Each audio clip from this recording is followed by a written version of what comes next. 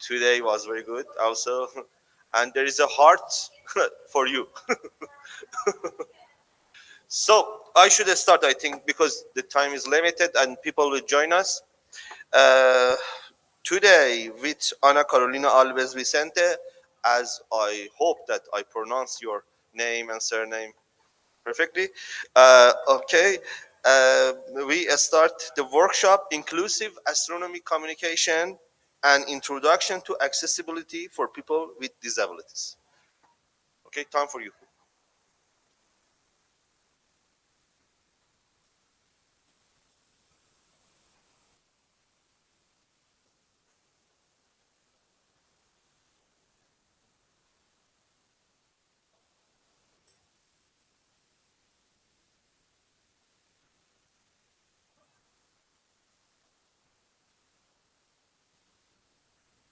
Okay, you can start, Anna, if anytime you want, but I think we are connecting and disconnecting with Anna, but I think very soon she will start.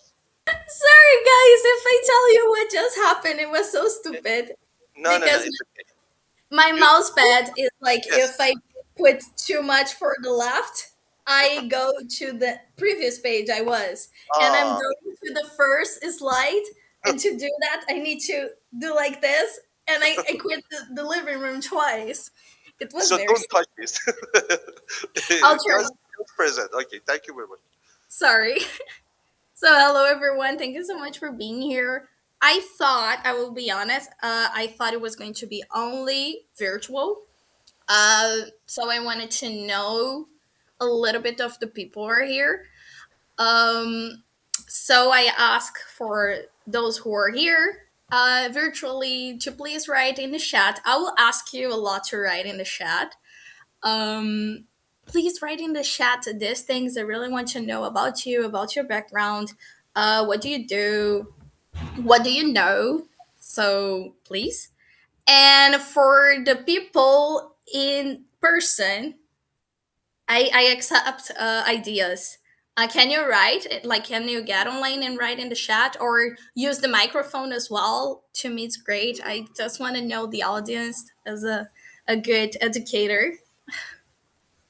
Okay, if we have any participation from online friends, please, Federico or any online chair or supporting team can join and tell us because I don't have access to the chat here, but I think my friends here want to join with this type of question or any other question from the in-person participant.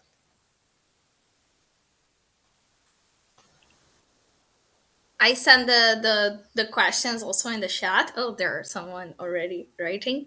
If the people in the audience you want to step in, grab the microphone and tell me, it would be nice. But if you're shy, don't worry.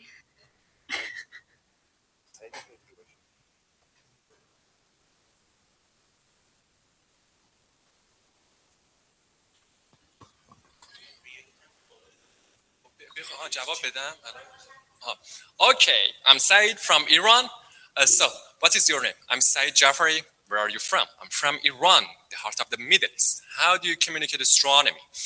So, it's really hard to say that how I communicate astronomy. I communicate astronomy because I live in the country that we have different languages, different contexts, local, I mean cultural contexts. I have to learn different Iranian languages to teach astronomy to their languages. And something I have actually learned in my university degree, it's about the cultures. It means that, for example, in west of the Iran, we have a different cultures, and in the north of the Iran, another cultures. So I did, a trip to the, those sites, those cities, and then I talked with the people. So how you can talk about the science? Do you like the science? And do you have indigenous astronomy knowledge? And they said that yes, yes, we have a couple of the stars with our language names. And I said that, wow, it's wonderful. In Iranian language, only, we have Iranian languages. We only have, a couple of the stars with Iranian language names, not in the Persian. It's a really wonderful. I learned about their cultures, and yes, how. Uh, Actually, I run the project based on the linguistic and cultural diversity.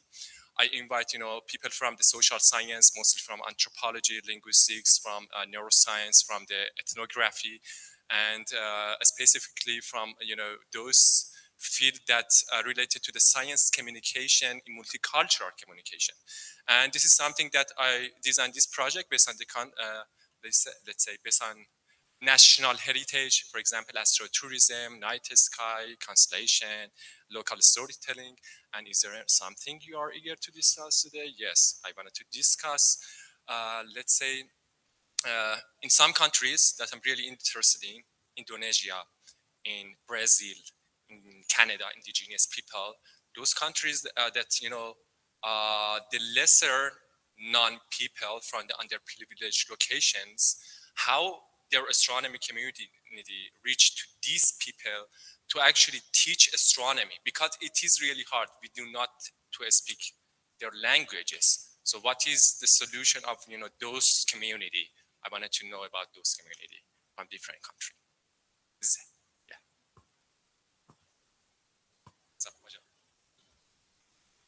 So, should we go to another participant, or you want to talk just now? Okay. Hi. Okay, my name is Sadie Coffin. Um, I use she, her pronouns. I'm from Rochester, New York in the States. I communicate astronomy through a citizen science project that I run on the Zooniverse platform. So I think mostly I try and communicate the concepts of the science that I do in my PhD project of galaxy spectroscopy to the general public or people who want to participate in my research, and translate complex or more high level scientific ideas into simple participatory methods. And I'm really interested in making those ideas more accessible to various audiences and figuring out how to even know what barriers stand in the way and what audiences I'm not reaching because of like the barriers that I can't see, the audiences that I don't even know that I'm not reaching. So that's something I've always been interested in, is I can ask the audiences that are already present what barriers they face and what are their challenges in participating in my science, but there's a lot of audiences that I don't ever reach, and it's hard for me to change my methods and figure out what accessibility practices I need to apply if I don't even know who I'm missing.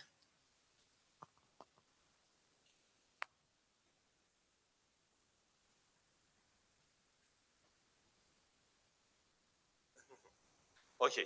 So we can go to have online.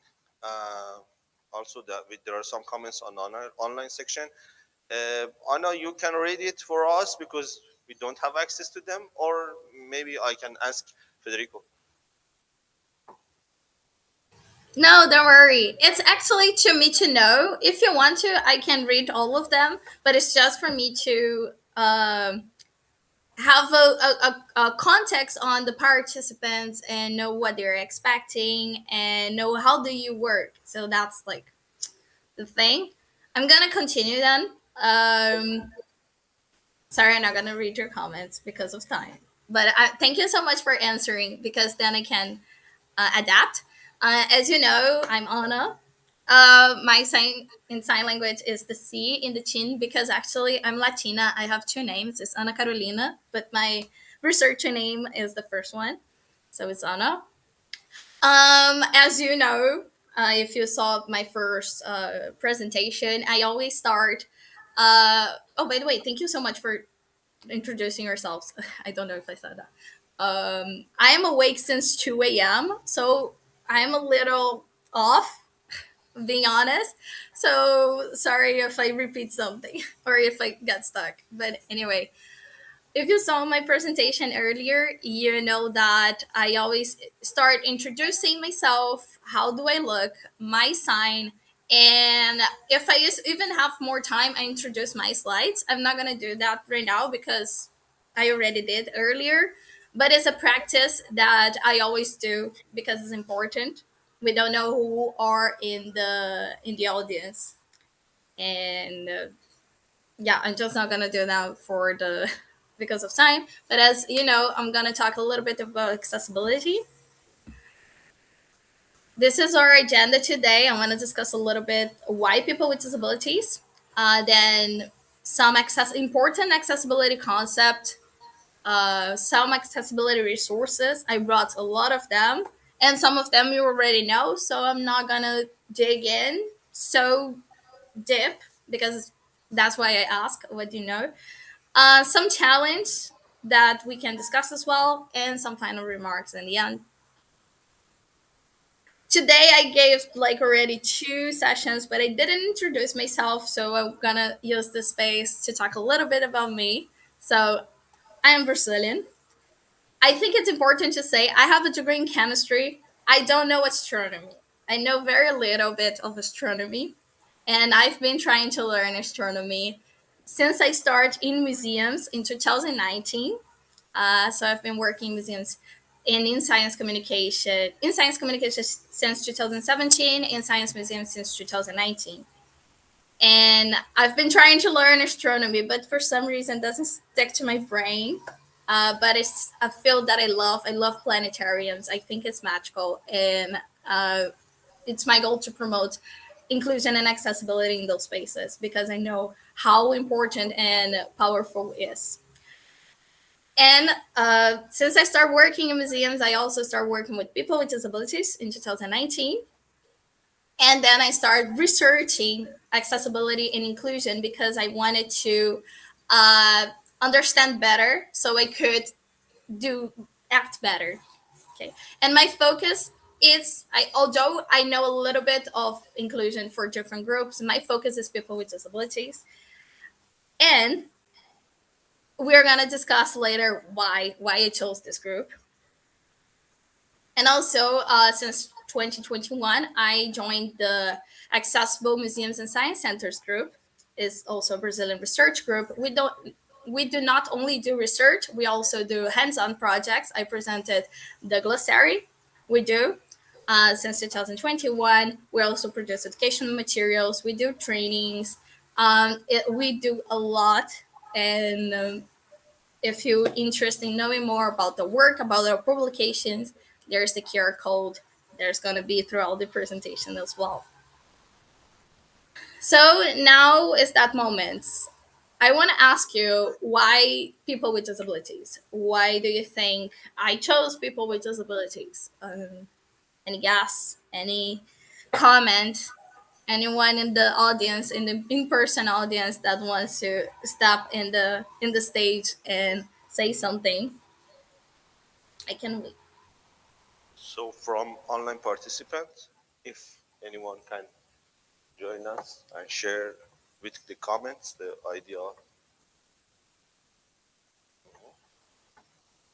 you can also have access to the chat, yes, and you can read. Yeah, don't worry. Here I can see the chat and I see if they're talking to me. But um, I can already say while you're thinking, or is there someone who wants to talk about this? It would be nice.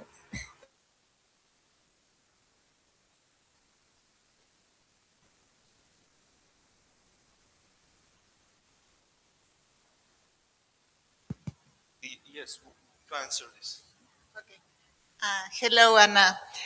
I think that we have to we have to work with our outreach projects, thinking about the disabilities of the people, but since the beginning, no, because because all the time we think about it. after to do the outreach project.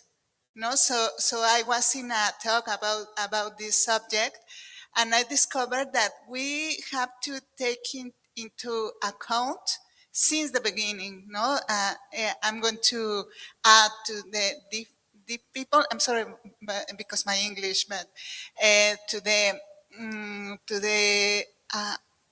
I don't know how to say in English, the people that cannot see. Uh, Blind and people, sorry, but it's perfect blind here in English. people. And since the beginning, we have to take them account to do our works, no, no, because we are like privilegious persons, and we don't think about their disabilities, no. So, my, thank you. Another. I guess I think that thinking about people with disabilities benefits all of us. So if we consider efforts that would benefit one group of people, I mean, universal design would benefit everyone. So, is there any online comment? Yeah, I love here in the chat. There is, because it's a group that's often overlooked, but there are so many people that are not included because of that. I only know the numbers for BVI. I believe it's blind and visually impaired. It's 4 to 5% worldwide. And I think what you brought is like very key to that. There is this group, it's overlooked, there are no resources for them, and developing resources for them, it's good because it will not only benefit them, it will benefit all of them.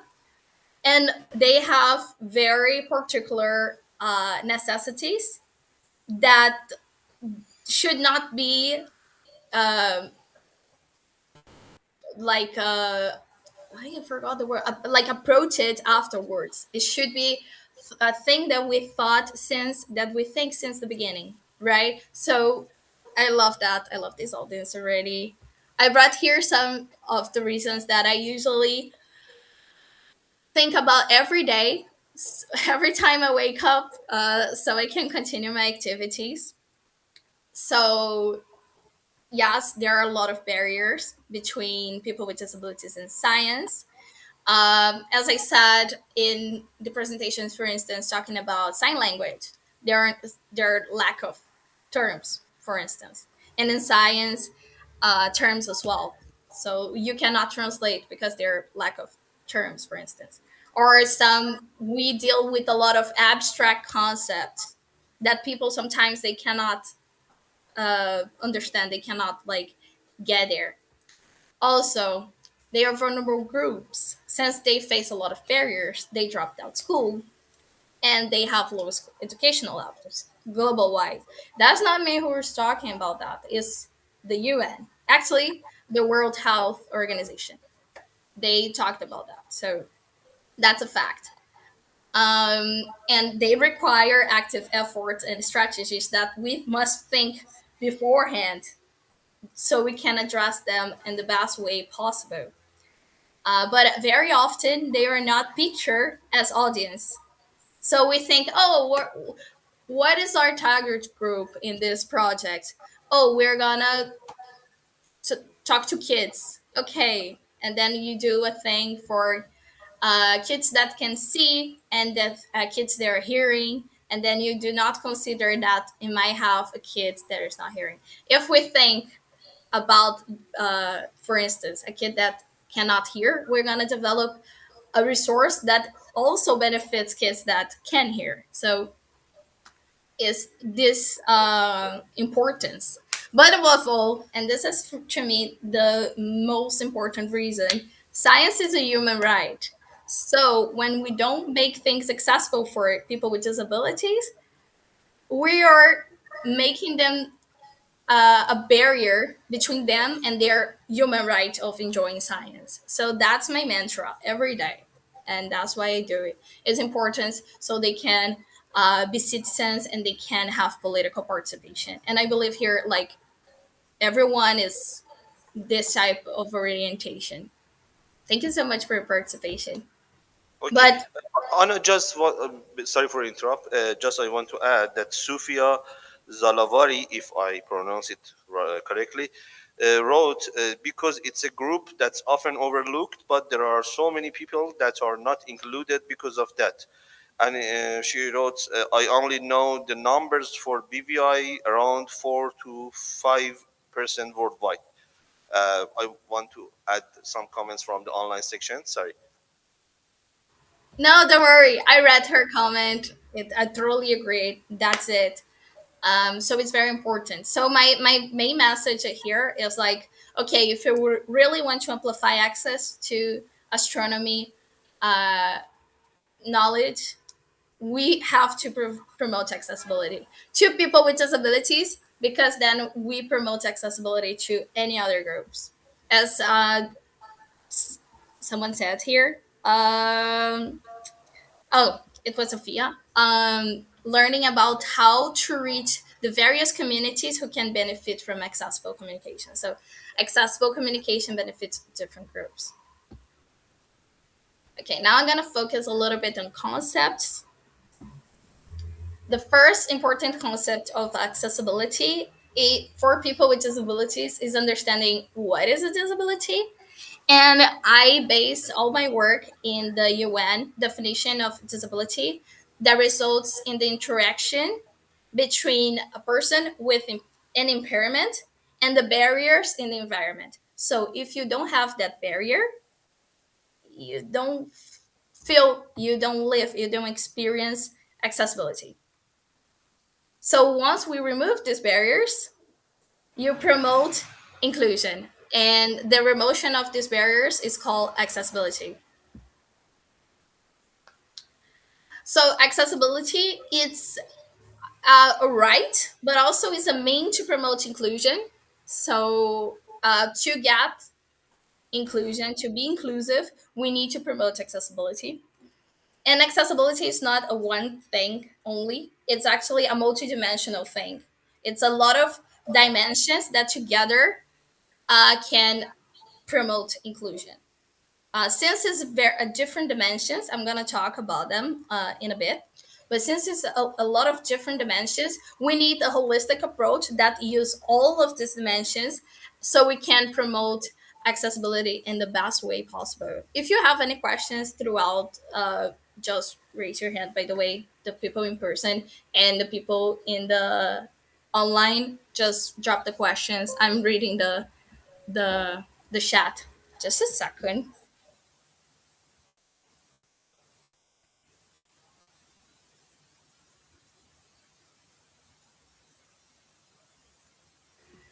Sorry. Okay, so I said it's a multidimensional concept, but here I'm gonna focus on three because it's the three that I use in my research and my research group we also use. It's the physical accessibility, communicational, and attitudinal. So the physical accessibility concerns the remotion of barriers for, I'm gonna say, visitors or participants. Um, for the audience to both arrive in the activity but also to circulate in the venue, in the activity. So it involves the arrival and the surroundings of the, for instance, the venue. How is the public transport? How are the traffic lights? How is the sidewalks? Also the surroundings. How is the surroundings of the place that you're gonna work? The circulation in the venue, is there obstacles? Is a very tiny space that people cannot circulate? Is there elevators? Is there places that people can rest, that can sit? Also the objects and the exhibition design. So how is this exhibition built, or the objects of this venue? When people are gonna buy tickets, is the balcony, like they can reach the balcony, for instance? In the exhibition, are there replicas, manipulation, things that people can manipulate, interact? How is the display of the objects in the exhibition? People can see, or it's like very tall, for instance. Communication, it involves the external communication, so how your organization talks to the public outside, call this public to go to your activity, but also the internal communication, how the message, the information is delivered and received in your activity, with you and your audience, with your audience and you. Can you understand your audience, and can your audience understand you?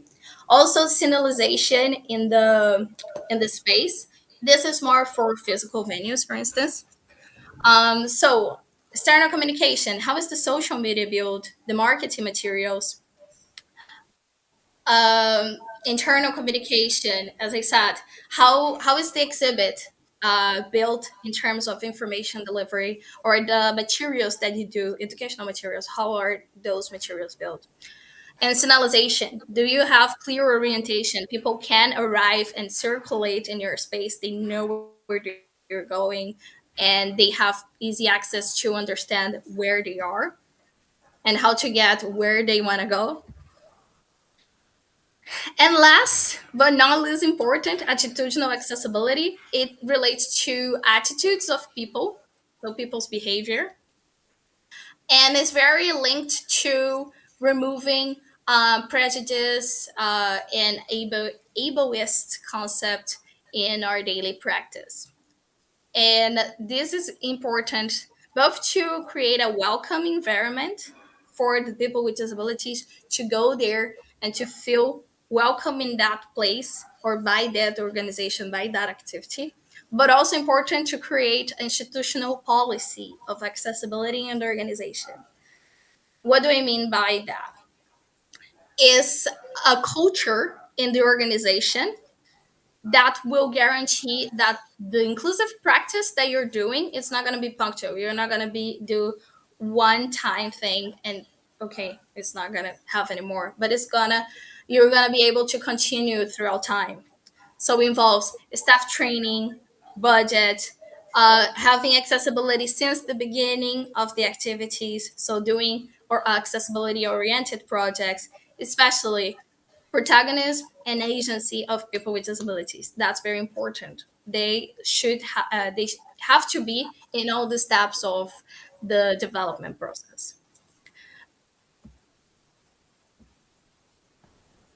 I know it was a lot of information so far, but also accessibility has some principles. Two of them are in usually in law. Is like important, and two of them I am considering my principles, important principles that I'm going to put here and I think we have to do. The first is autonomy. Accessibility, people must be autonomous. Don't it's it doesn't make sense if you create an accessibility resource that it can only be used when someone is there, like someone from staff. The visitors cannot use for themselves. People must have autonomy to use, and also it must be safe. That's important. I'm putting embedded accessibility, as we said, it must be in all the process since the beginning, because creating accessibility as an adaptation, as a later concept, not only will disencourage a lot of people, but also can be more expensive, can be more um, tiring because you have to think how to solve some problems that it might not have if you had thought about that before. Because when we think about accessibility and we develop something, having accessibility in mind, sometimes we don't use some strategies because of accessibility. Does it make sense? And lastly, nothing about us without us. So if you're doing something about accessibility inclusion for people with disabilities in this case, but actually for everyone, you have to have those groups with you because first they know better, they live that, so they can have um, important feedback, important insights. They can bring the community close to you. So it's important. And that can be as staff, as consulted, as evaluators, for instance, the visitors evaluating your project, organizations that build partnership. This is very important. Okay, now I'm gonna talk about some accessibility resources. I gather a lot of accessibility resources that I'm gonna share with you now. And while I'm talking about every accessibility resource, I want you to do two things. The first one is think about what you do, and think about, when I talk about resources, think about how you can apply that in your work. Can you, or it would be useful for your goal, to your target audience, and how would you apply that? And the second one, think about other groups that this resource can help. So beyond people with disabilities.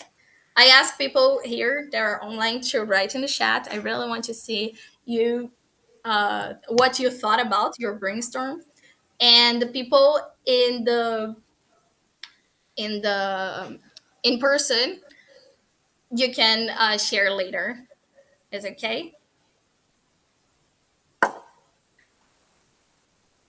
I thought you were going to say something. Okay. So first of all, tactile materials. That's very known, I believe. Not only in astronomy, but in the whole inclusive science field, psychon field. So tactical materials and braille, they're very important. Here I brought some experience. I don't have like a point there.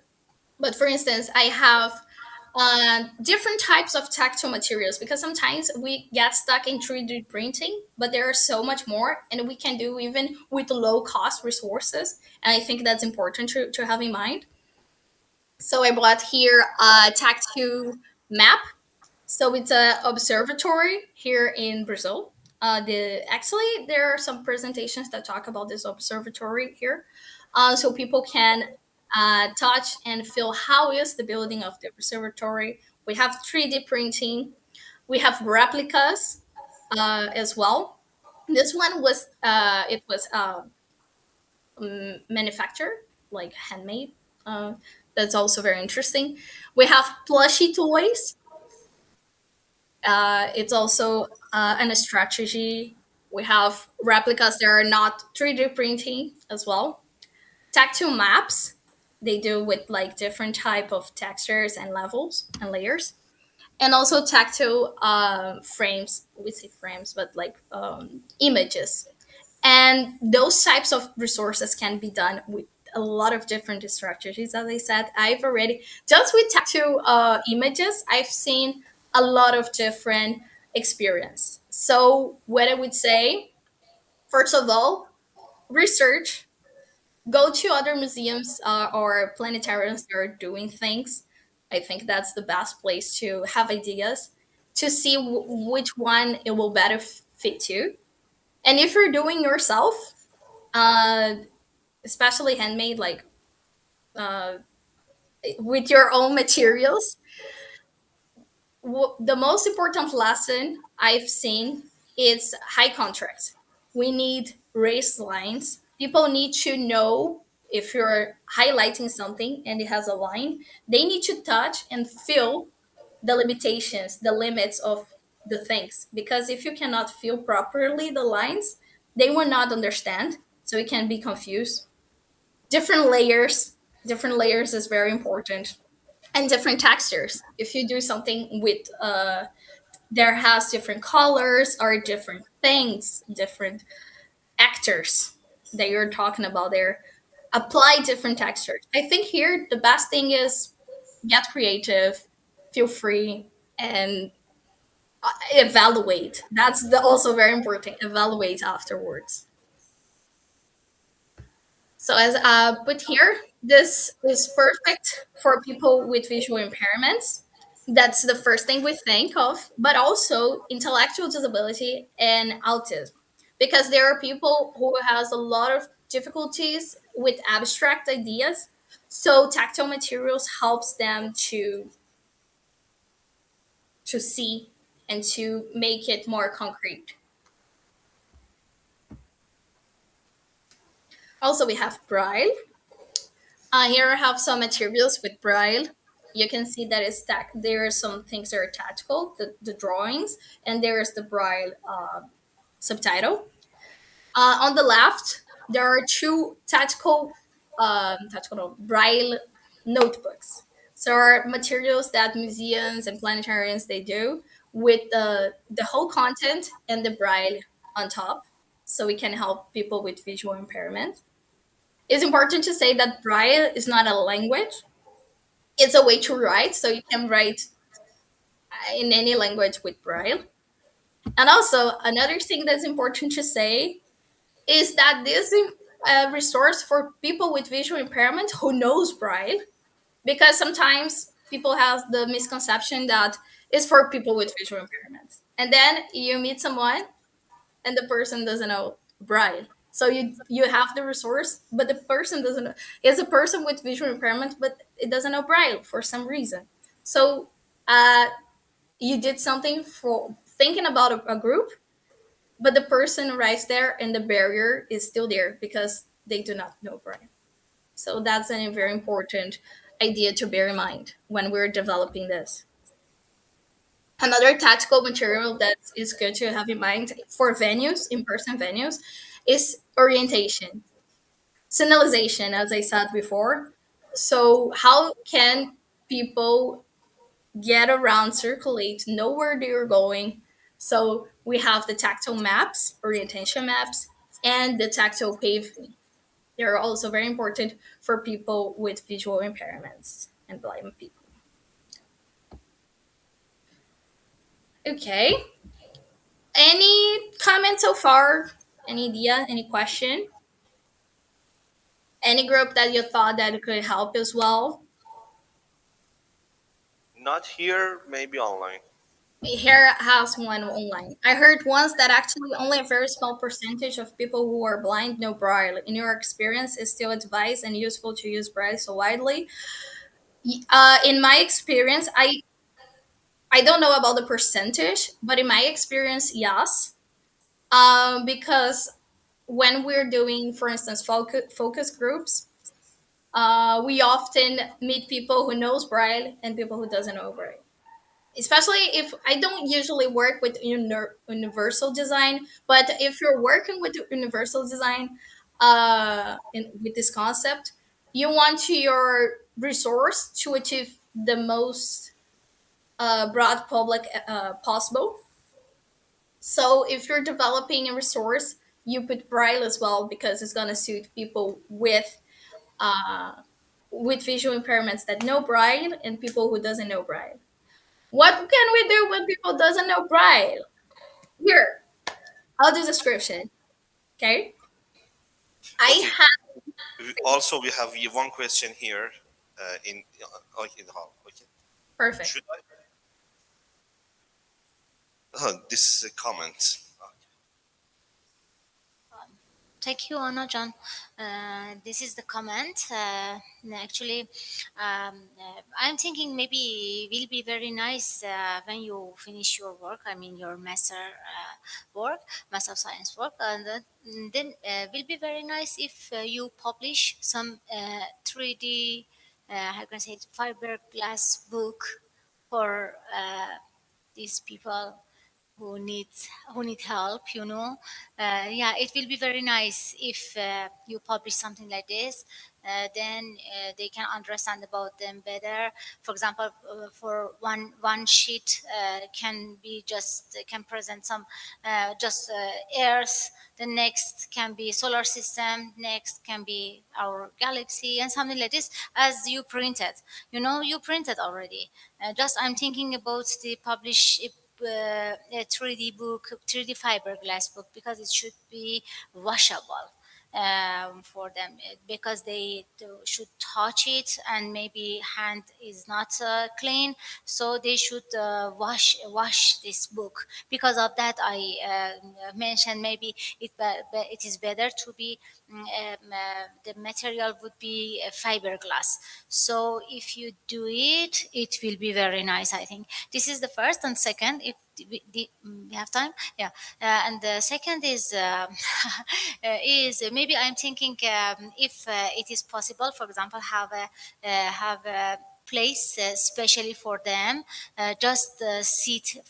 You can imagine, for example, we have a round sittable place. They can just sit, and then you can move the one desk in front of them, and then you can put something, some instruments that you produce on this desk, and then just tell to your audience, please have a seat.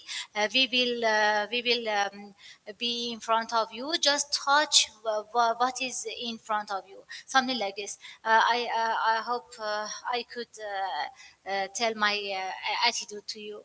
I hope it is helpful. Thank you so much for your very good investigation. No, I love the idea. It's actually pretty good. I forgot to mention, but I brought examples from different planetarium and science museums. I try to be more global, but some of them are in Brazil. So, for instance, about this tactile book that you said, uh, this one here in the middle, it's a group here in Rio. I'm from Rio. Here in Rio, that they develop a lot of these books, and it's free. You can go to their site and grab one book for free in Braille. It needs of about astronomy.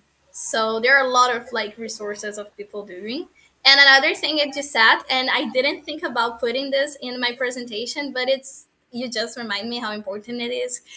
Being clean, that's very important.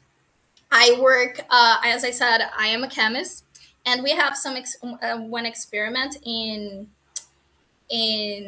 usually in science museums that we call battery. Is that one that you put your hand on copper, one hand in an aluminum, and zinc. I think it's zinc and copper, and then you see that generates some energy. And one time we did research with blind people, and one of the participants said it was disgusting. It was so dirty, and like for him, it was very bad experience. So we there was also was a bad experience because although it was interactive, he could not see the result of the experiment, and it was frustrating. That's also important. Sometimes not because it's tactile that the information is being delivered, but also it was very dirty and it was very bad for him. So also good to bear in mind.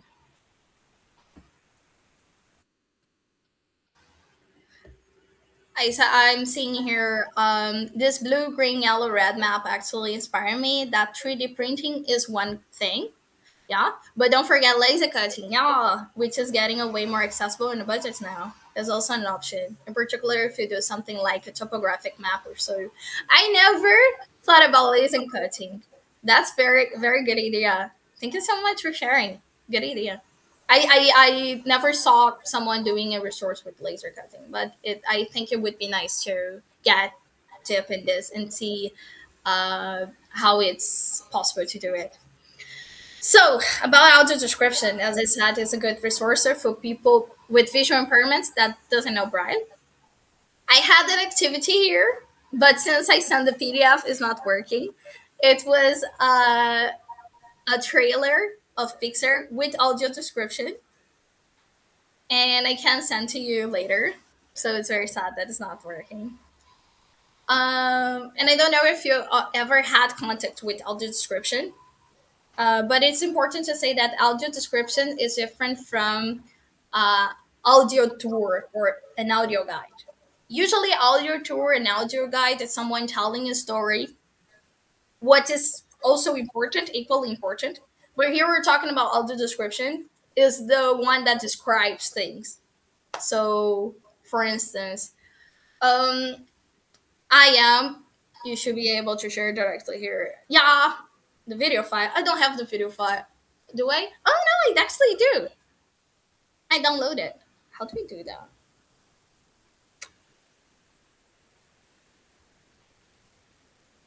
It's the first time I'm using Ring Center, so I'm struggling. Yeah, yeah, Uh, cannot. I am not sure that we can show the video file because it should be already uploaded to the Ring Central. It's a Yeah, don't worry. I PDF. will share the link because I it took me. That's an interesting data, but it took me a while to find a trailer with all the description. I'm gonna share with you so you can. Um, yeah, maybe in the end I'll do it. Um, but the audio description is different because it describes things. So it's not telling a story, but it's narrating. So, for instance, if you had a person doing audio description in Armenia, they would say, "Oh, this slide has a white background, turquoise left bar, and there is a video in the middle." Anna is a girl with the white skin, light skin, and dark hair, short hair in a mullet with a with a black shirt. So that's the difference because all the descriptions take into consideration describing the details, and that's important. That's a very important concept when you're doing audio description. And as I said, it's important for people with visual impairments, and it's not changing the people with visual impairments. So now I have a challenge. I would love to hear you audio describing yourselves, like I did with me. So if you can write down your audio description, I would love to share, or people in the house in the in person in the audio, You want to share your identity. especially because I cannot see properly. Every, okay. My identity actually.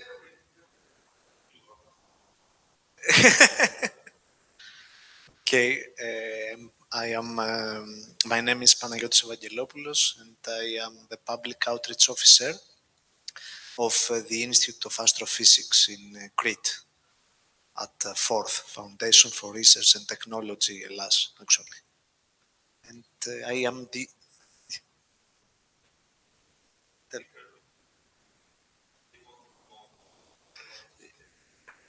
Yeah, yeah, except from, yeah, that was the primary description, deeper. I have black hair. I am Greek. And I'm wearing a deep blue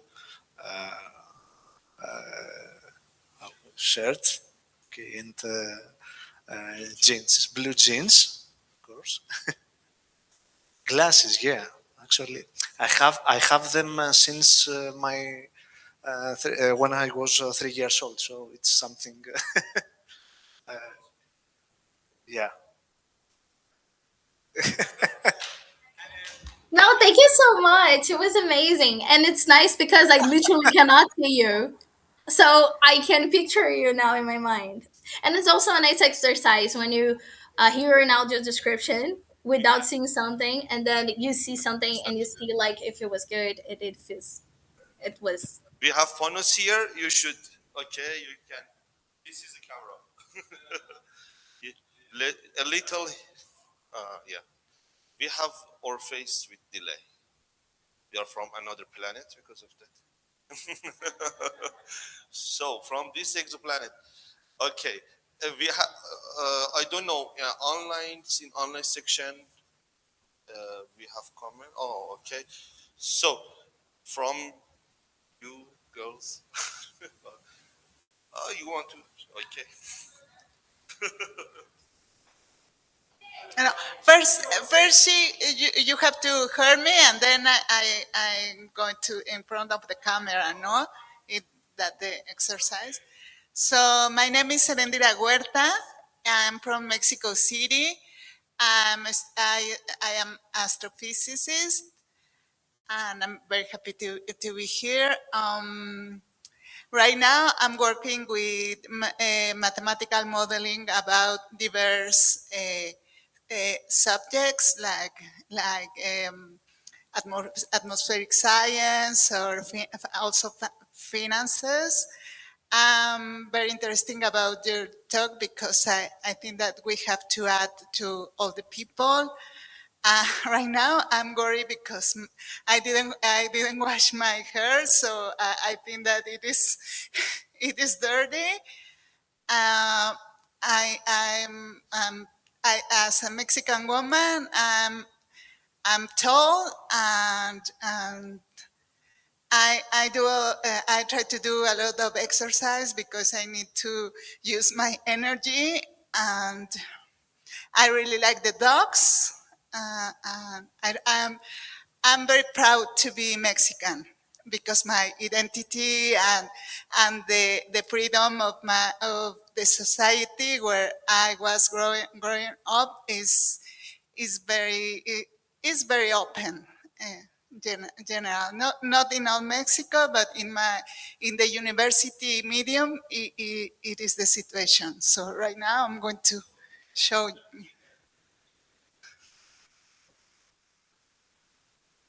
Ah, hi. Okay. Thank you so much. I don't remember you saying you wear glasses. I might lost something, but here saying the So our video is have a good has a good quality. You can no. see But thank you so less. much for sharing. It was really good. Okay. Um, in the So chat, now for this part to no. describe I ourselves, mean, if someone else wants to do it, feel free to share. But maybe no one. Sadiq want to join. Give me your camera and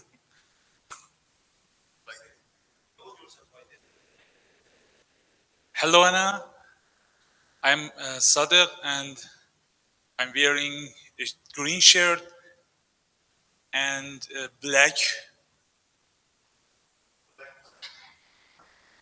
pants, and I have glasses and a watch. I am amateur astronomer, work in astronomy communication outreach, and I have a small mustache. Yes.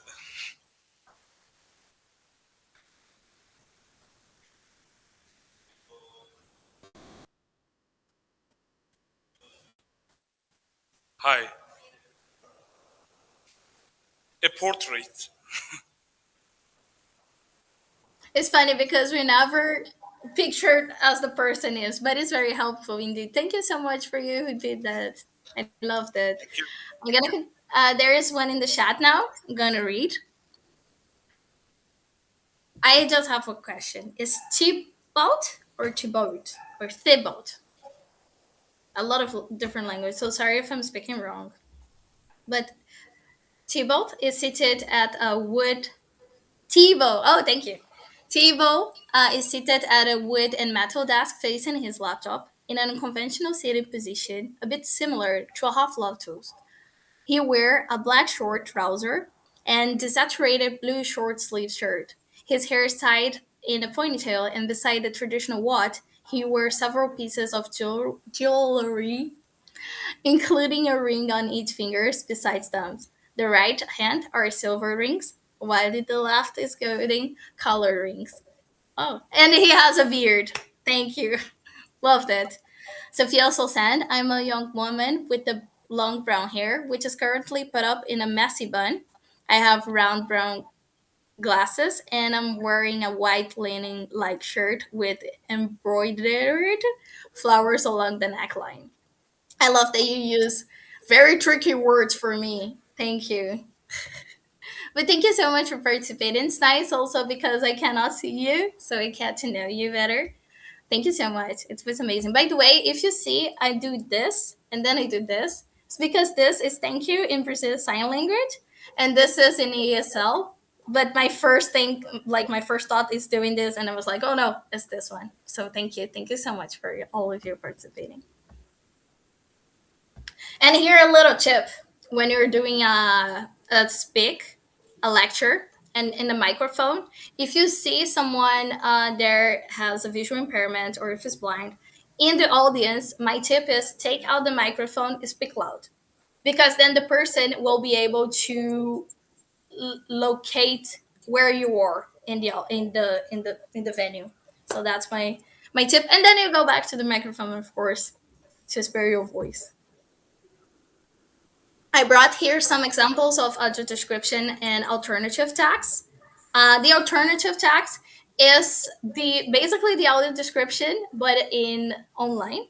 So it's a resource that we add. I saw some people here that already use alt text. I will give like a little tutorial how to use it, but it's also a resource for us to use on social media. On the left, it's a planetarian that have audio description in the sessions, in the planetary sessions. So they have like a speaker and people can follow the session with audio description. And here that you cannot see because it's super tiny, sorry, but it's a NASA post that they also do image descriptions of the pictures that they put online. There are some people who put where you can see. I am one of these people. I like putting in the end of subtitles or in my educational materials, I put under images, but some people use alt text. So here is illustration of a. Why am I doing this? I can do this in the. Okay. Illustration of a reddish brown dwarf floating in space. Bright glowing bands or swirling clouds patterns wrapped around the planet like objects against a dark, the fit background. So I can also share with you. If you want to, you can send me your emails and I send this slide presentation, by the way. So this is a way of using. When I was doing my research, my master thesis research, some other research, a lot of people with disabilities, they would recommend that audio description or audio guides, they can be a very low cost material to do.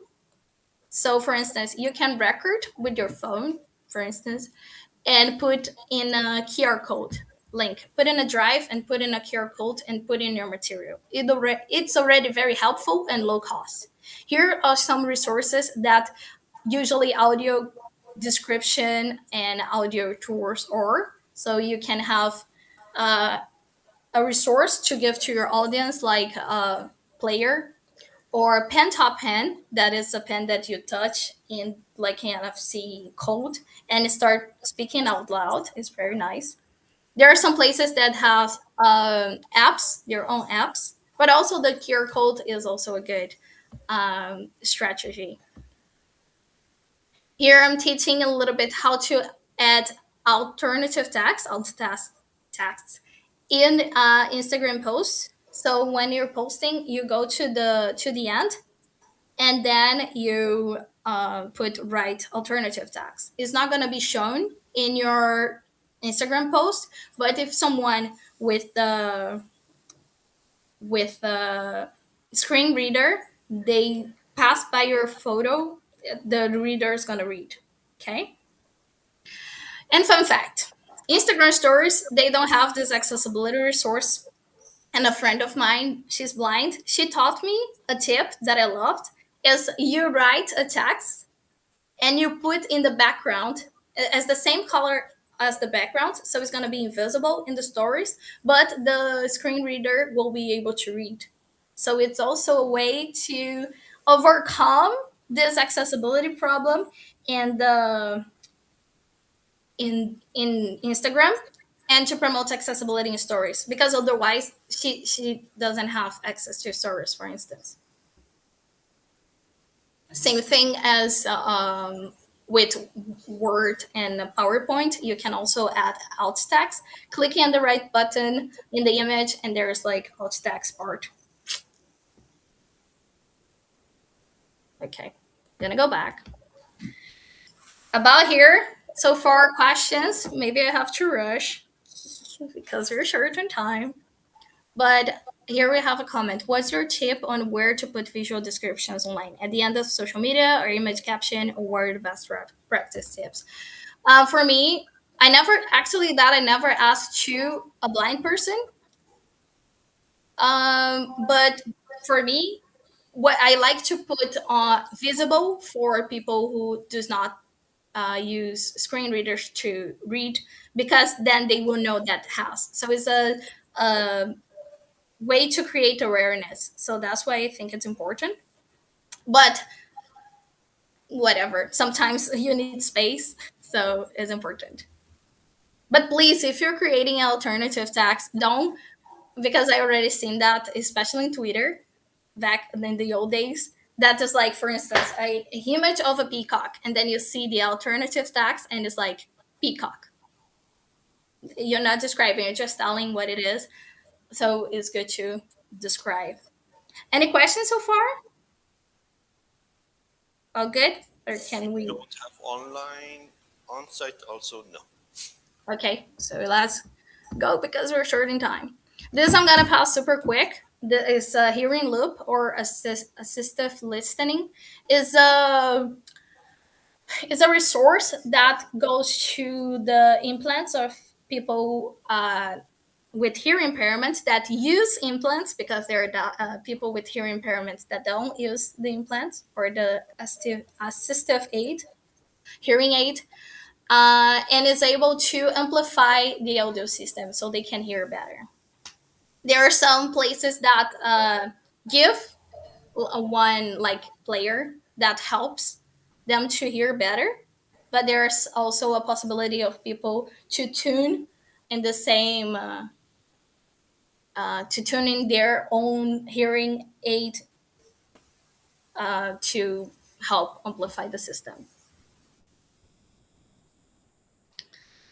Sign language. Let's start with sign language. Here also I have a video that I'm gonna send you later, showing the difference about different sign language, because every sign language is different in their own communities. For instance, I'm speaking English, and in the English version, we have a lot of English versions of sign language.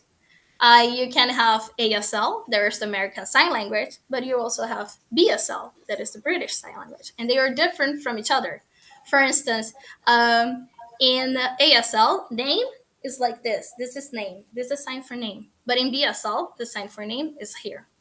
So you have difference. Although in their countries they speak English, but because it's the communities that creates and develops the language, it's very focused on the region variances.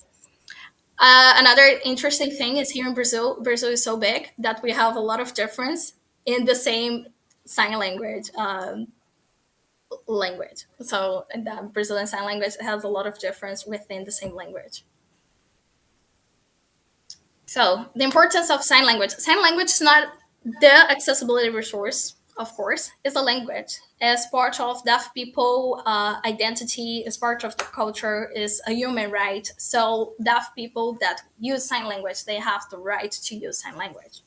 And usually is the deaf community first language, what means that they are fluent in sign language and not necessarily they master the spoken language. So if a person really apparently online people can click on the link and see the video nice, but for instance, a deaf person that knows ASL not necessarily knows English in the US or in the UK. Who knows English, who knows BSL doesn't know BSL. No, doesn't know English. So that's why it's important to have sign language resources and also interpreter, like sign language resources like the translation and also the interpreter to help, because sometimes people doesn't know the spoken language, so they can read the subtitles, but they do not understand because they don't master. Especially when we're talking about more abstract concepts, it can be hard for a person reading more abstract concepts if they do not master the language. Here brought a lot of resources in sign language. In planetarians, there are deaf people or deaf staff or interpreters that do the sign language translations.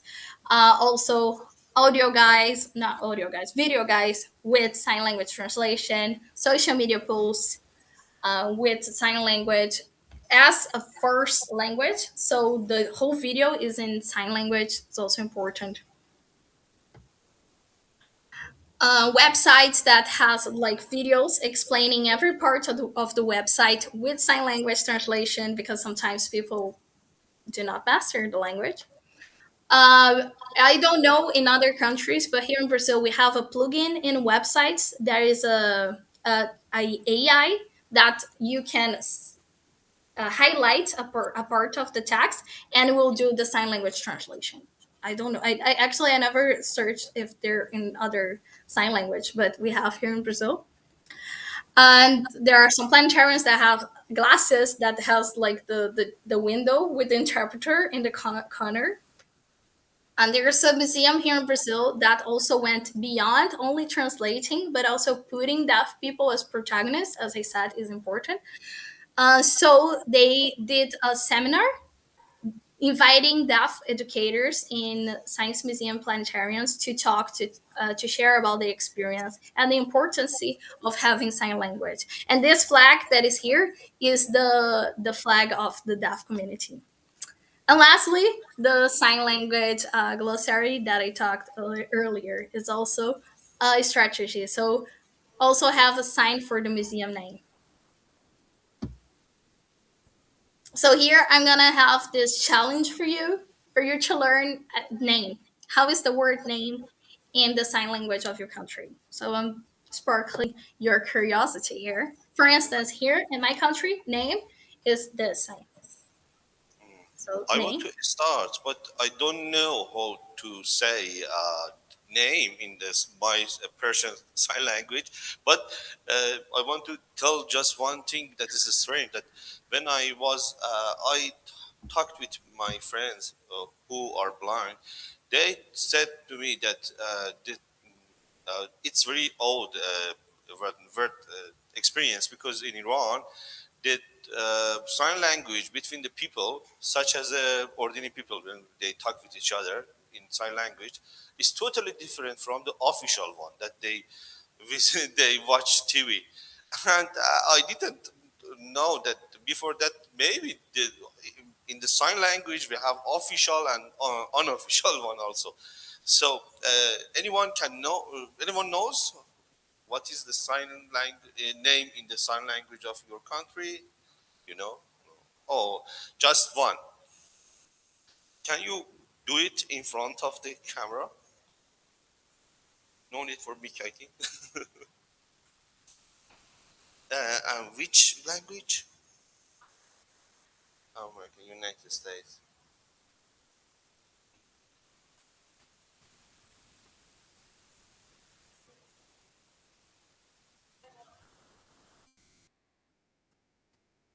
Oh, great. Is Atie your name?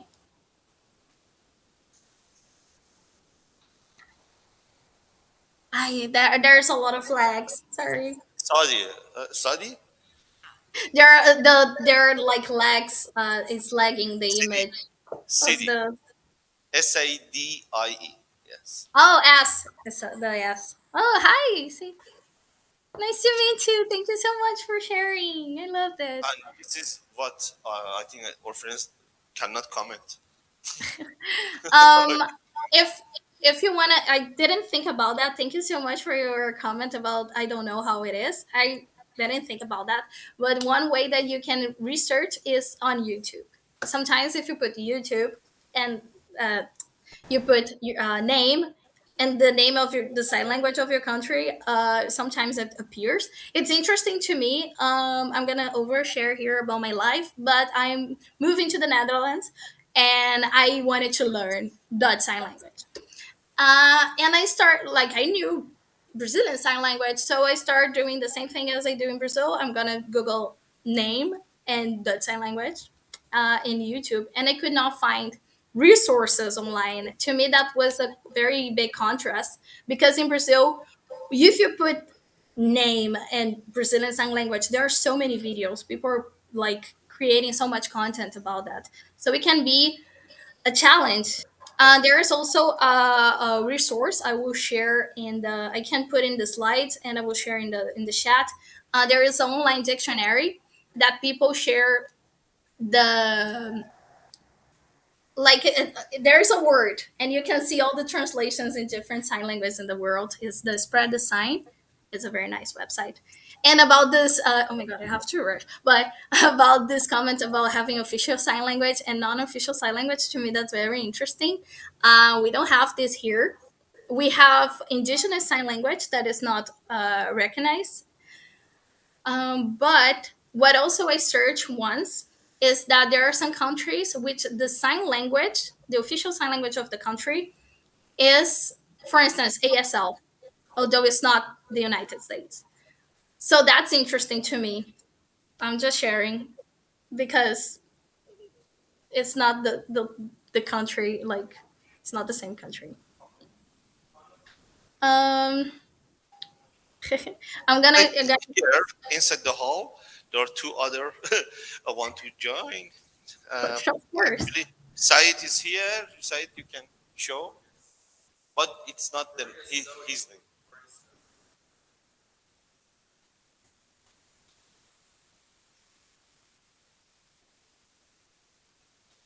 But it's in Persian sign language, yes. It's Persian and it's the name of بگوشیمش. it means that Iran. Oh, that's so nice! Thank you. That was amazing. Yes. Is what AI gives So help of AI. Yeah. Let me grab it. Yeah, that's exactly. So, my name is. You are not on front of the Yeah. camera. Let's go here. Yeah. So, my name is Panagiotis, as I said before. The etymology of the word, okay, is from Panagia. Panagia is Virgin Mary, name for Virgin Mary, Christianity, which means above all the other saints. It has the word Pana over. So, AI tells me that the easiest way is to show the letter P in Greek, which is this one. Something, yeah, in front of our head, in order to connect spiritually. This is But one. this is the word name? Is your name or is the Greece? A place in Ah, Greece. oh, the It's place. Nice. Can you repeat the question? okay. Repeat your Sorry. question, please. It is this is the word name or is this a place? Or No, is no, the word name, Panagiotis. In order to say Panagiotis, you form P in front of your head. In order to show the connection spiritually with Virgin Mary. Okay. Oh, that's nice. Thank you so much. I also Yeah. thought it is related to location, but sorry. No, Okay. perfect. Thank you so much, guys, to participate. I love that. Um, Sharing also. There is international sign language. This is the sign of the international sign language, and I don't know a lot about it, but there is content online if you want to check it out. For instance, I've already participated in the conference of the deaf community international conference, and there is a person translating in Brazilian sign language, like if the person is a hearing person and it's speaking. So there is like the interpreter translating to sign language, and then there's a deaf person in front, a deaf interpreter in front of this person repeating the signs, and there is a person in front of this deaf person, and this guy, this interpreter is also deaf, that does the international sign language translation. So it's crazy. It's very interesting. Okay, next one. Also pretty quick. Caption and subtitles. I'm gonna pass by the difference between caption and subtitles. The difference between captions and subtitles is that the caption shows the activity. So if you do in the caption will appear sight. If you scream, it shows scream. And the subtitles only shows the translation. So in some resources, it's important to put the caption because the reaction is it's important for understanding the content. And this the caption is a very useful resource for people with hearing impairments who doesn't know sign language, because then in this spectrum of people with hearing impairments, you have people with hearing impairments that know sign language, deaf people, people with hearing impairments who knows the spoken language and doesn't know sign language, so it's the subtitles is very suitable. But you also have people that has hearing impairment, doesn't know the oral language and doesn't know sign language. So I'm gonna talk about that. And here are some examples. So in videos on the reels, for instance, it's very useful to have subtitles. On the planetarium, also some planetariums offer subtitles. I told about the glasses.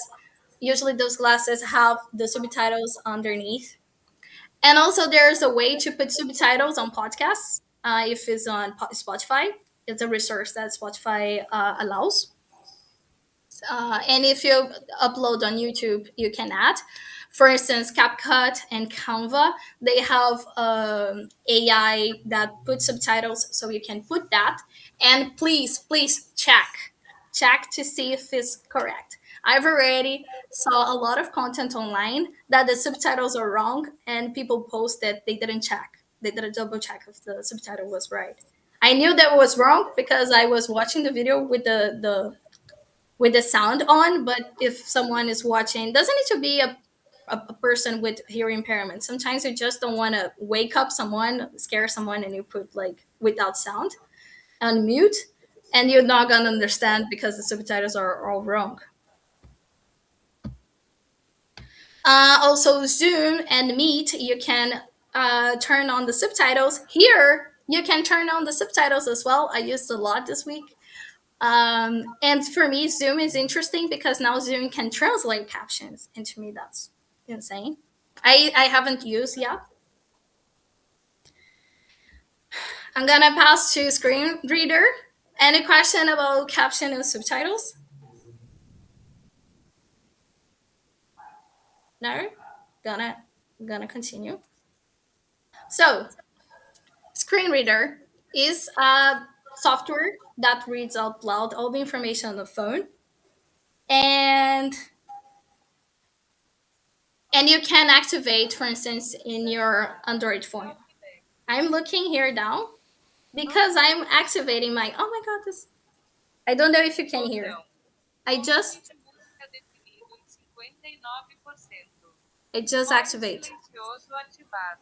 I don't know if you can hear. And how do I use? Hey, how do I use? The blur is not helping. Hey. How do I use? I use like this. And then it will read what it's saying. I can use like this. Change the use select the content and it will read. Yeah, it's not very good because of the blur, and maybe you're not hearing, but at least you know that is possible to use.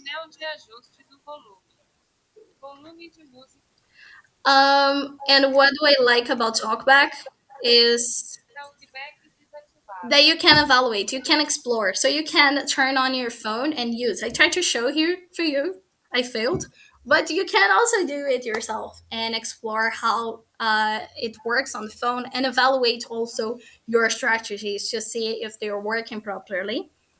But of course, always with people with visual impairments, also important to evaluate with them. Another resource is the any questions about a screen reader? I know it was like not the best demonstration, but this one is for you. You have to explore and use. Oh, there is no question. Maybe online, if there No, is. like no, Okay, you can continue. no. Okay. This is alternative communication board. I don't know if you were in one of the sessions today, but it was one of the researchers. Her name is Sylvia. She was sharing about alternative communication boards, and it's one that to me is really interesting. This one is from a planetarium here in Brazil, and you can see there are some important words, important phrases that is someone can just point. It's usually for nonverbal people. So if they want to talk about the sky, they touch sky, or if they want to go to the bathroom, a bathroom. So it's a useful resource for people who can, for some reason, cannot communicate. So some people with autism, autistic people in like higher levels, people with hearing impairment who doesn't know sign and oral language. As I said, I think it's this is my conception, by the way, about the deaf people who doesn't know sign language and oral language. I think it's very useful, but I haven't tested. But it's my theory. I think it will be helpful. But also people with intellectual disabilities, this is a state, like this is official, is very helpful for them as well.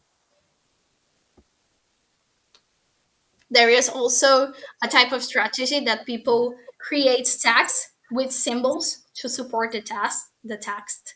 So to help in people that has difficulties in reading or have difficulties in understanding some concepts is also a type of strategy that people can use. So as I said, the same public. So people with autism, people with intellectual disabilities, and my theory, people with hearing impairments. So that because then they can uh, access the content even though they do not master any of the language. Any question here so far about this part? Uh, Yes. do you have a question? Not yet so far. Okay, I'm gonna go to the next one. Special sense sessions and sensory resources.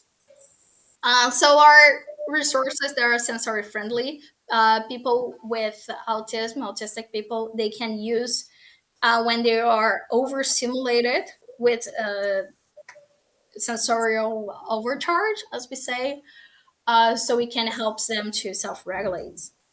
Also, the special sessions uh, in planetariums is very common to have 1 hour of the day just for autistic people that it's not so dark, the volume is more soft, so it helps them to feel more welcome. um, and the sensory resources is like a kit you can do with gather a lot of resources and give to your audience if they need. Here I have some pictures. One is a museum in the UK, I think it's Edinburgh, and in the right is a planetarium here in Brazil, and the kids are exploring the this resource. Any questions so far? No? No? If you have, you just do it. Okay, last moments of the workshop and some extra strategies. This one, I think it's very key. It's about PowerPoint presentations and reading materials. Just pay attention to color contracts. There are a lot of websites and softwares that can help you to check if the color contracts is helpful. Usually, I like the white with black. That's why my slides are like this. The size of the letters, do not use very tiny letters, especially with people with visual impairment. Sometimes they need big letters to be able to read.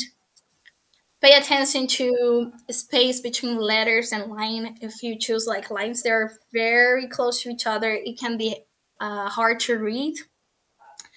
About fonts, usually avoid fonts with serif. There are still things that stays in the point of the letters. It can be hard to read, or fonts that are too narrow or too bold, like Arial Black, or too stylish, like Helvetica.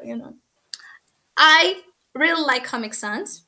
That's why my whole PowerPoint is made with Comic Sans. It's known as a very accessible font, and I really like it.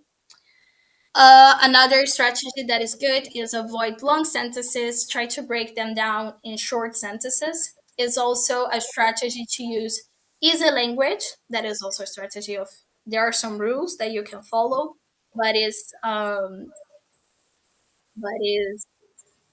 it helps to maintain information more easy to digest. And also, in the end, if you're building educational material, glossaries are always welcome. I know sometimes we're overwhelmed. We spent 6 months building that thing. We don't want to look at it anymore. You're tired. But sometimes glossaries are helpful to um, people can easy check if they have difficulty in a term. So it's good for accessibility. I was planning to do a little exercise. I don't know if we have time. Do we have time? It can be like a very quick version of the exercise. Actually, there is no any presentation or any workshop after your workshop. The whole time is for you. Uh, but I think the program will finish in 15 minutes or 20 minutes. No, perfect. 15 minutes, what I need. I thought it was like 30. I was 30 now. I thought it was gonna finish now. Okay, so I'm gonna put the challenge in the beginning. I told you, oh, think about your activity and which resources can you use. And now I want to know, what do you think? How can you make more accessible? If anyone wants to share, I would love to hear. And above all, I put here some key ideas for inspiration, for you to think when you're planning the accessibility inclusion of your activity. So always remember protagonist, multiple resources. So you can gather those resources are not unique. You can gather all the resources at the same time. For instance, using tactile materials with the audio description of that tactile materials, it helps a lot. Or having the sign language translation with subtitles with audio description. It does not it's not limited. Also provide training to your staff. It's also important, and of course, embedded um, accessibility in everything. So if you want to share, I'm open to hear to have this trade. Actually, I want to start by myself because uh, um, uh, just in these recent years, we produce a podcast for children and adolescents.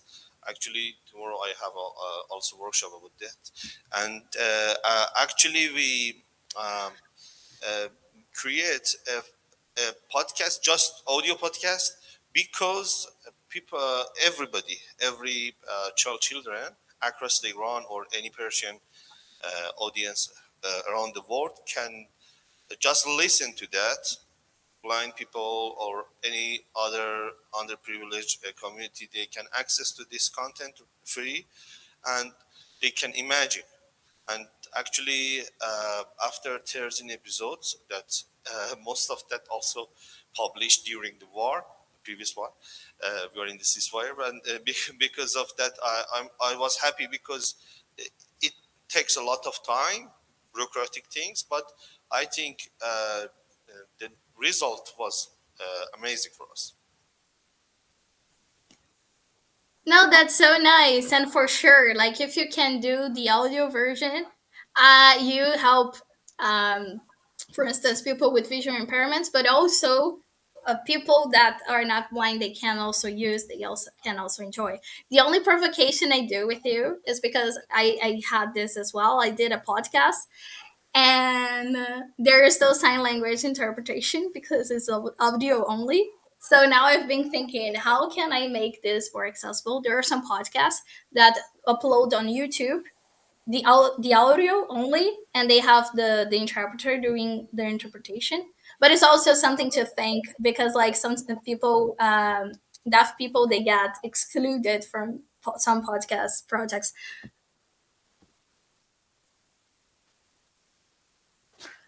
When you were mentioning simple language and like a glossary, I think on the previous slide, something I've thought about a lot in some of my science communication is that I have been working on, I think, realizing that there are certain terms I don't realize have become second nature to me and are jargon that someone called to me, that someone used the word sneaky jargon to me once, that there's a lot of words that I realize are jargon that I've tried to define, and a lot of words I try and be clear about, but there are words that it took a lot of doing things with people in person to realize.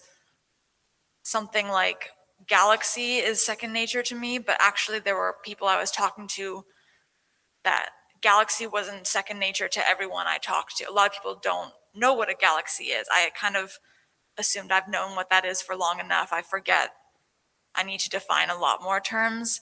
So I think that there were ways I just thought I was defining things and like not using jargon, but I like wanted to simplify my language more, and like only just recently realized there was like a lot more jargon than I thought that there was in my science or in my project in the communication I was doing. So trying to like simplify things and include more glossary terms and figure out how to break down the things I was talking about without, I don't know, watering it down or without taking away the actual essence of what people are able to participate in was also a challenge of how to still let people participate in something that was true to the nature of the science we were doing, not strip away all the science we were doing, but still give them entry points that were accessible. No, definitely, definitely. And, as scientists, we do that a lot, right? Like, some things are so obvious for us. It's so like the foundation of our practice that we don't even think about that people might not like know. Thank you so much for sharing. Is there anyone who wants to share in there, or is done? Oh, Yeah, yes, another one. In front of the camera, is it fine? Because of the online participants, this is only. Yeah. Mojad, about his podcast. Yes, we have a podcast, the Persian podcast about podcast in science communication. It's called Fieldcast. For the hearing problem, actually, because we are really take care about those listeners on the Persian social media platforms, because they cannot listen to our podcast, but they can see the text. We copied all the transcription of the podcast of the Fieldcast in a website called Virgul. It's an online platform that actually, believe the text. It looks like the Medium platform in English. You heard about the Medium, and it's something that they can read all the text with a nice font, because we can choose the font. This font is not something a strange font. It's a good for those of the people in Iran, because really take care about fonts, that which font is better for our audience, and we highlight a couple of the words with a short sentence. This is really important, because they can only understand the short sentence, not the long complex sentence, to understand the whole story. And at the end of the this blog, they can see the summarize, and we help the AI to actually add this, because we do not have enough time to do that. And the AI is really good. Yes, I'm against the AI, of course, in some way, but this is good for some of the summaries of our activity. And I'm really happy about your talk, your interactive workshop. for everyone, I believe, here. And this is something that we have to take care about more than before. Take care, those people who has problem with the hearing. Thank you so much. So nice to know your activity. But yeah, deaf people, the deaf community talk like excites me the most. I think it's a very important group that is constantly overlooked. But anyone else who wants to share? No, and I think they want to close the doors. So, Sure, I'm gonna wrap up.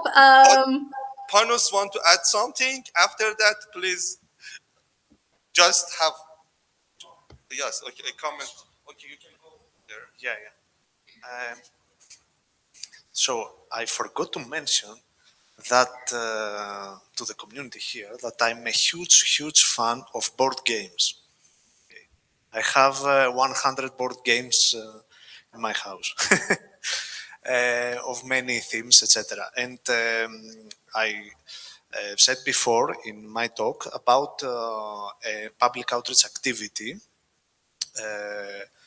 in 2023 in which we show board games in the context of science generally as Institute of Astrophysics. There was a classroom, a room, a big room, and in every table there was a specific board game. There was a guy or a girl at this game, and every group of people could pass through the tables to learn and to play the games. Okay, and I want to tell you the information that if you are not familiar with board game community, there is a renaissance of board games globally the last 10 to 15 years. And I've realized the last years that there is a color code for the people that have the problem to identify the colors, actually. And this is really useful. And I've met one guy in Crete, actually, from the board game community that has this kind of problem. I didn't realize it. So, as we know, the time is limited. You can have 5 minutes now. Perfect. So here you put some challenge that you might heard of or you thought of. I would not be able to like talk about everything, but here's some provocations. Like for instance, people talk a lot about lack of funding. Okay, but what about low cost resource or investing in at least changing the people's attitudes towards people with disabilities? So like to avoid prejudice and ableist behaviors. Here there are some like provocations if you to think of. And some final message for you. First of all, you're doing accessibility. Share. People with disabilities, they need to know. Sometimes some places, some activities, they do it, but they do not share. So people do not know. They need to know, so they go. And usually they go because usually places do not offer accessibility for people with disabilities. So they get interested and they go. As I said, co-creation and feedback always is the most important. So you avoid poorly developed resources. Sometimes you're like very excited about it and you want to do it, but it has some issues. And with co-creation and feedback, you can enhance. Mood sensorial resources always good. As I said, you use tactile objects. Use all the descriptions as well. It's going to reach so much the experience. And lastly, talk to other projects, to other communicators, because you can trade so much. Here, we already learned so much. I learned from you a lot of things that I never thought about or that I didn't know. So that's important to know what has been done, what's successful, what went wrong, and how you can get inspired. And that's it. Thank you so much. Thank you so much for all of you for your time hearing me today a lot of times. And and that's it. I hope to see you in the next conference. Yes. in person. Thank you for this amazing and inspiring program. Everybody is doing this in the salon. So thank you very much.